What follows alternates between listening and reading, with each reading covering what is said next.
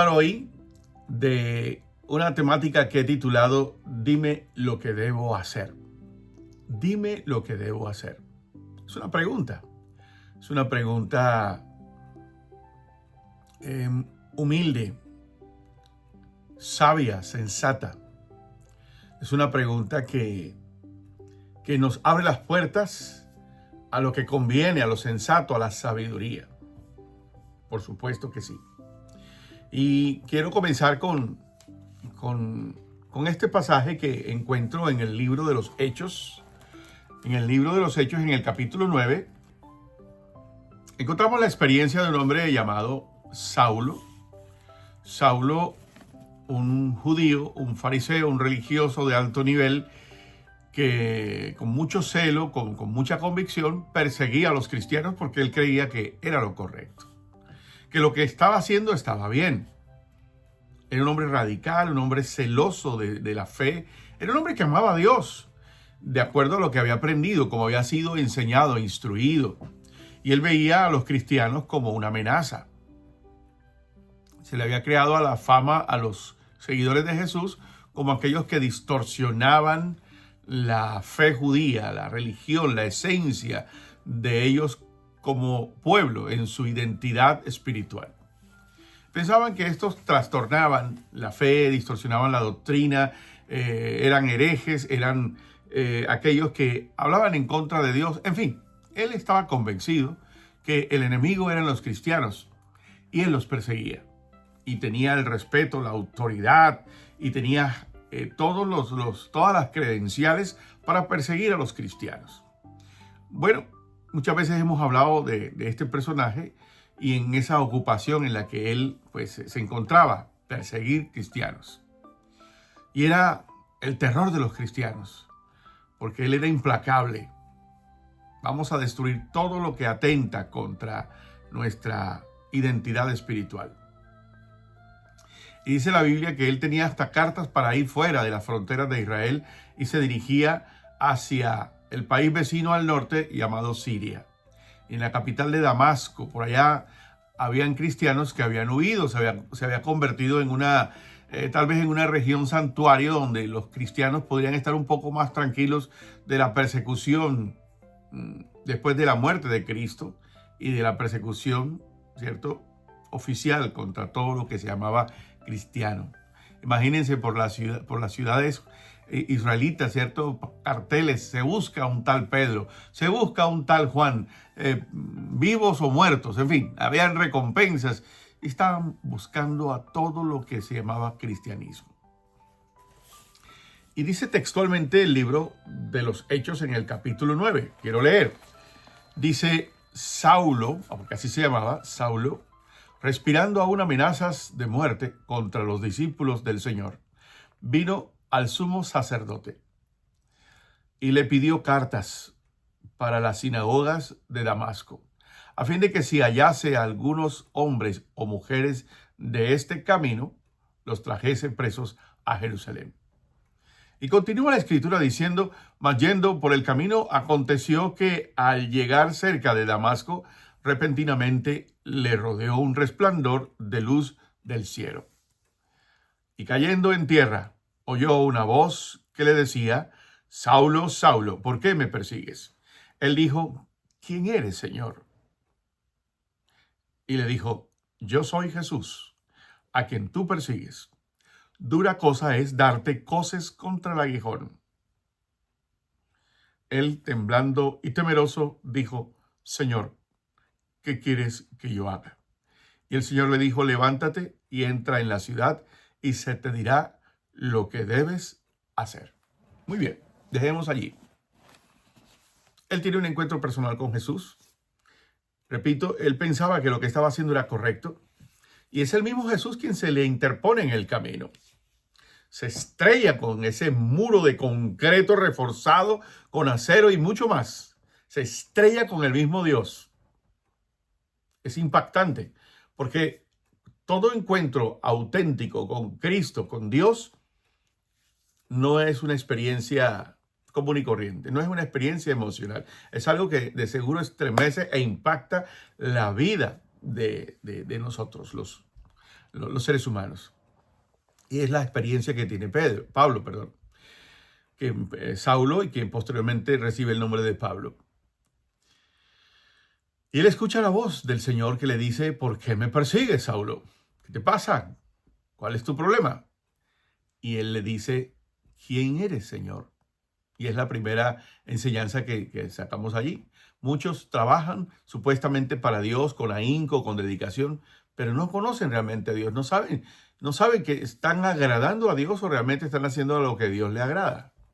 Y es el caso de Saulo. Él no sabía, él no conocía realmente a Dios. Era un religioso bien dedicado, un religioso consagrado, pero realmente no había tenido un encuentro con Dios. ¿Quién eres? ¿Quién eres? Escuchó la voz y no sabía quién era. Cuando no puedes distinguir la voz de alguien que no conoces. ¿Quién eres, Señor? Él sabía que eso no era algo normal. Nunca había tenido una experiencia como esa. Y él le dice: yo, ¿quién soy? Yo soy Jesús, a quien tú persigues. Yo soy Dios. ¿Qué es lo que te pasa? A ver, vamos a arreglar esto ya. Dura cosa es darte coces contra el aguijón. La cosa es la patada de las bestias, la patada del burro, del caballo, ¿cierto? La cos. Así se le dice a la acción de patear, ¿cierto? De un mulo, de un burro, de un caballo, de una yegua. Y una patada pues, va con toda la fuerza, pero cuando la patada va contra una punta, contra un aguijón, te vas a lastimar. Te vas a despedazar, te vas a destrozar. Es tratar de estrellarte contra una punta inamovible, ¿cierto? Te vas a lastimar, te vas a matar. Pelear con Dios no es nada sensato. Vas a salir más librado tratando de forcejear y pelear con Dios. Y querer destruir la obra de Dios, no vas a poder. Te vas a lastimar. Es más, en alguna ocasión, leyendo a un autor llamado George McDowell, hablando de la apología, de la defensa de la fe cristiana, dice que la Biblia, muchos han buscado destruirla, han buscado boicotearla, dañarla. Él decía: la Biblia, la palabra de Dios, las Escrituras, es un yunque que ha partido miles y miles de martillos que quieren destruirlo. Un martillo no puede destruir a un yunque. El yunque es tan fuerte que permite que se forje el metal, se enderece lo torcido, ¿cierto? Recibe martillazos y el yunque no le pasa nada. La Biblia, la palabra de Dios, la obra de Dios es un yunque donde se han roto miles de martillos que han querido atacarla. Pero bien, al punto. Él le dice: yo soy Jesús, a quien tú persigues. Y Pablo, temblando, dice: ¿qué quieres que haga, Señor? Si tú eres Dios, si tú eres Jesús, si yo estoy persiguiendo al hombre equivocado, dime, ¿qué quieres que yo haga? Pregunta sabia, pregunta sensata. Yo no voy a contender contigo, no, esa no es mi intención. Yo he sido un ignorante, es lo que está diciendo. Pero entonces dígame qué quiere que yo haga.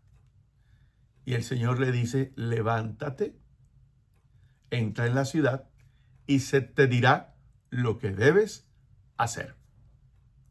Levántate, entra en la ciudad y se te dirá lo que debes hacer. Vas a ir a donde te propusiste ir, pero esta vez tú vas a hacer lo que yo te diga. Tú vas a hacer lo que conviene. Levántate. Y el levantarse implica reconocer mi equivocación. Las equivocaciones lo doblegan a uno. Las equivocaciones lo llevan a uno a rendirse, a humillarse, a quedar desconcertado, porque lo que he estado haciendo ha sido erróneo. Y uno puede sentirse, cuando se da cuenta de su equivocación, uno se puede sentir desilusionado, fracasado, uno se puede sentir avergonzado, uno se puede sentir decepcionado, deprimido, sin ganas, uno quiere hasta morirse, ¿no? Uno siente que fracasó, que perdió todo su tiempo, su dinero, sus recursos en el intento de algo que después se dio cuenta que no valía la pena, que era un error. Bueno, ok, uno se puede sentir atónito, uno se puede sentir estremecido, uno se puede sentir mal, pero ahora el Señor ya no quiere que tú estés ahí, digamos, deprimido, decepcionado, afligido, impactado por descubrir la verdad. Ahora el Señor te dice, levántate. Y Pablo estaba ciego, estaba atónito. Entra a la ciudad, con las personas que iban, que te lleven, entra. Ve al lugar que te propusiste ir. Pero ahora hazlo de la forma en que yo te voy a decir. Se te dirá lo que debes hacer. Y aquí, pues bueno, la pregunta al tema de hoy, dime lo que debo hacer, Señor. Esa es la pregunta para hoy. Dime lo que debo hacer. Y decir o preguntar qué debo hacer, Señor, es un reflejo de rendición. Es un reflejo de estar dispuesto a escuchar esta vez. Ya no mi propia voz, sino la voz tuya. Y con mucha atención. Encontramos otro pasaje con el que podemos conectar esta enseñanza, por ejemplo, en el primer libro de Samuel, en el capítulo 3, del versículo 9 al 10, vemos a un joven llamado Samuel, que luego se convierte en un poderoso profeta en su tiempo. Y Samuel era muy niño, muy jovencito, y Dios lo llamó Samuel, Samuel, y él no distinguía, porque él, aunque vivía en el tabernáculo, vivía en el santuario de Dios, tampoco conocía la voz de Dios. Él hacía cosas para Dios, hacía cosas relacionadas con los rituales, con los sacrificios, con la adoración, con muchas actividades relacionadas con la cultura religiosa de los judíos. Cosa buena. Pero yo puedo estar haciendo cosas para Dios sin conocer a Dios. Sí, y Dios lo llama. Y Dios lo llama.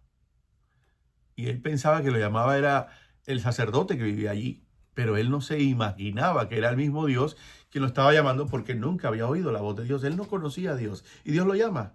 Samuel, Samuel. Y el sacerdote le dice, no, yo no te estoy llamando. Hasta que él cae en la cuenta, debe ser Dios quien te está llamando. Y ahora lo que vas a hacer cuando vuelvas a escuchar la voz, el llamado de Dios, lo que tú vas a hacer es lo más sabio. Si tú escuchas la voz de Dios nuevamente, tú vas a decir, habla, Señor, que tu siervo oye. Habla, Señor, que tu siervo escucha. No te conozco, no sé qué quieres que yo realmente haga, pero dime, estoy atento, tienes toda mi atención, Señor. Dime qué quieres que yo haga. Y Samuel, aunque era joven, adoptó una postura de disponibilidad total. No sabía aún discernir la voz de Dios, como les dije hace un momento. Pero cuando entendió, le ofreció su vida, sin condiciones. Dime, Señor, ¿qué es lo que tú quieres que yo haga? Porque yo la he estado embarrando a lo largo de mis años. Yo lo que he hecho es equivocarme, estrellarme. Lo que he hecho es perder mi tiempo. Lo que he hecho es agotar los recursos y hacer una cantidad de cosas, y por tu misericordia sigo con vida. Pero sabes que no voy a seguir jugando con esto, no voy a seguir desperdiciando mi tiempo. Dime, ¿qué quieres que yo haga, Señor? Habla, habla, estoy dispuesto y sin condiciones. Vamos a hacerlo a tu modo esta vez. Heme aquí, envíame a mí. Es la palabra de otro personaje en la Escritura. El libro de Isaías nos narra uno de los impactantes mensajes que Dios dio a través de este hombre, Isaías. El más mesiánico, el que más profecías habla de la persona de Jesús, de su venida, de su propósito, de su acción que favorecería a la humanidad. Isaías tiene un encuentro con Dios. Y Dios está hablando en su célula celestial. Vemos ahí a Dios hablando, el Padre con el Hijo y el Espíritu Santo, diciendo, tengo tanto que decirle a mi pueblo, pero no sé a quién enviar. Y ahí estaba Isaías ahí escuchando, este mortal escuchando la voz de Dios en esa visión. Y Dios como que irónicamente dice, pero ¿a quién enviaremos para que lleve nuestro mensaje? ¿A quién? Isaías estaba ahí, Isaías escuchaba, pero ¿a quién? Yo no veo a nadie. E Isaías dice, Señor, perdón, ¿cierto? Que yo me meta en esta conversación tan sublime, pero si tú quieres enviar a alguien, yo no sé si soy la persona indicada, pero ¿por qué no me envías a mí? Envíame. Yo estoy dispuesto. Tengo muchos errores, muchas falencias. No sé si califico, pero envíame. Yo estoy dispuesto. Y después de tener ese encuentro tan maravilloso con la santidad de Dios, Isaías no negocia ni pregunta detalles. Él se ofrece. La enseñanza ante esta experiencia de Isaías con Dios es que él ha visto a Dios, y el que lo ha visto como lo vio Isaías, el que lo oyó, el que lo vio, no pone excusas. se pone en sus manos. Samuel no puso condiciones. Isaías se expone, se pone en sus manos y está dispuesto a que Dios lo envíe. Bien, volviendo a la experiencia de Pablo para que terminemos. Pablo, recuerden lo que el Señor le dice: levántate, entra en la ciudad y se te dirá lo que debes hacer. Mientras él está hablando con eso, el Señor está teniendo otra conexión con otro siervo suyo, un hombre llamado Ananías. Y Ananías, un hombre fiel a Dios, servicial, dispuesto, recibe un llamado del Señor. Dios habla con Ananías, habla con él y le dice: Ananías. Y Ananías responde: heme aquí, Señor. Heme aquí. Diga, mande, Señor. Mande. En Ecuador dicen mande. En los mexicanos también, cuando uno los llama, mande. Diga, ¿qué hay que hacer? Heme aquí, Señor. Aquí estoy. Diga, ¿qué hay que hacer, Señor? Cuente. Ya estoy listo. Dios le pidió ir a buscar a Saulo, un perseguidor temido. Y Ananías tuvo temor. Ananías pudo argumentar. Ananías era un hombre que conocía a Dios y era libre para hablar con Dios. Dios, tú me estás pidiendo que vaya y ore por Saulo, el que persigue a los cristianos, el Terminator de los cristianos. Sí, a ese mismo. Pero, Señor, ¿qué me estás pidiendo eso? Tú sabes que si yo voy, es como los migrantes, ¿cierto? Yendo a aquellos que están persiguiendo a los migrantes en un país como este. Señor, allá están los lobos.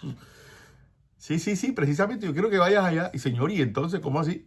Sí, no te preocupes, yo tengo un plan con él. Yo tengo planes con él. Es más, yo me voy a servir de él. Es un instrumento útil para mí. Tengo que hacerle unas modificaciones a ciertas convicciones o formas, ¿cierto? Tengo que hacer unos ajustes con él. Eso déjamelo a mí.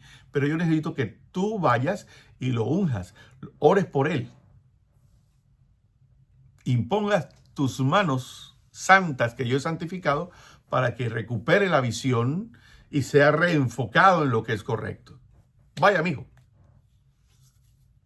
Y Ananías, que tuvo la libertad de preguntar y expresar todas sus preocupaciones, tampoco chisteó, tampoco dudó. Pues al fin y al cabo, él era un hombre obediente. Él tuvo temor, argumentó, expresó, pero obedeció. ¿Qué hay que hacer, Señor? Diga, ¿cierto? Y la enseñanza y la experiencia de Ananías es que la voluntad de Dios muchas veces nos lleva a vencer nuestros miedos. Cuando yo estoy dispuesto a hacer la voluntad de Dios por encima de todo, los miedos no son excusa. Los peros, no hay excusas que me impidan realmente hacer lo que conviene. De modo que hoy estamos ante la oportunidad de siempre hacer lo que Dios me pide. La pregunta es, ¿estoy dispuesto? Y yo le invito a que usted le diga al Señor: úsame. La Virgen María lo hizo. Ella no entendía lo que estaba pasando, pero ¿cómo? Yo he sido fiel, yo no le he faltado a mi prometido, me voy a casar. ¿Cómo sí que estoy embarazada? ¿Con qué le va a salir a José? José, que estoy embarazada. Pero ella dijo: hágase conmigo conforme a tu voluntad. No sé lo que va a pasar, pero ve aquí la sierva del Señor. Estuvo dispuesta. Samuel estuvo dispuesto. Ananías estuvo dispuesto. Isaías estuvo dispuesto. Pablo pregunta, ¿cierto? ¿Qué quieres que haga? Y esa pregunta tuvo una respuesta que cambió su rumbo. ¿Qué haré, Señor? Así que el verdadero encuentro con Dios siempre produce una nueva dirección, un nuevo rumbo, un nuevo enfoque. Abraham y muchos otros personajes encontramos en la Biblia que se encontraron con esas encrucijadas, y la decisión de ellos fue obedecer a Dios, aunque a veces no entendían o aunque era riesgoso lo que Dios les pedía. En este día yo te invito a que le digas al Señor: Señor, ¿qué quieres que yo haga con mi vida? ¿Qué quieres que haga a lo largo de este año? ¿Qué quieres que haga? Yo he estado intentando, haciendo las cosas como creía que era correcto, pero en muchas cosas me he equivocado. Pero ahora no quiero seguir fallándote. No quiero seguir desperdiciando mi tiempo, mis energías, mis recursos, mis esfuerzos. Ahora yo quiero hacer tu voluntad. Dígame cómo es la vuelta. Dígame qué es lo que usted quiere que yo haga, Señor. Y dígame qué es lo que quiere que yo saque, qué es lo que quiere que yo deseche, con qué relaciones debo cortar, qué cosas no debo seguir, qué no debo seguir comiendo, haciendo. Eso va en las finanzas, en la salud, en el tiempo, en las relaciones interpersonales, en todos los aspectos de la vida. Cuando yo le pregunto a Dios cómo quieres que sean las cosas, el Señor te va a decir. Entonces, que sea el momento para que estemos dispuestos a hacer lo que Él nos pide. Esa es la más sensata decisión. ¿Qué tal si hacemos una oración para culminar esta meditación? Amado Padre, gracias por tu buena voluntad, por tus hermosos propósitos para con nosotros. Gracias por la vida, Señor. Gracias por las oportunidades que recibimos diariamente de ti. Ahora, Señor, con todos estos hijos tuyos que me escuchan, permítenos, danos las fuerzas, la capacidad de tomar la más valiente y sensata decisión, y es obedecerte. Hacer tu voluntad. Aquí está el manual de vida, la Biblia. La puedo obtener a través del celular, a través del libro, a través de tantas formas. Tú me puedes hablar y decir qué quieres que yo haga. No me dejes tropezar, Señor. No me quiero estrellar contra el aguijón de la vida. Yo quiero hacer tu voluntad y quiero sacarle provecho a cada día que me permites vivir haciendo lo que es correcto. Señor, ante mis dudas, mis inquietudes, permíteme expresarlas. Yo sé que tú no me tienes que estar dando explicaciones. Y tú hasta gentilmente me explicas muchas cosas. Pero las que no pueda entender, las que estén más allá de una explicación, permíteme ser obediente. Permíteme discernir tu voz, escucharla, percibirla. Y quita de mí la necedad. Quita de mí la obstinación, la terquedad. Quiero agudizar mis sentidos para oír tu voz y tener la fuerza y la capacidad para obedecerte. Contra todo temor, contra toda duda, contra toda inquietud, contra todo pronóstico, yo quiero hacer tu voluntad. Así que muchas gracias, Señor, por esta hermosa oportunidad que me das a través de tu palabra. Permite que en mi vida, en mi casa y en todos mis asuntos se haga tu voluntad, y lo que tú me digas, eso estoy dispuesto a hacer todos los días de mi vida. Hemos orado en el nombre de Jesús. Amén.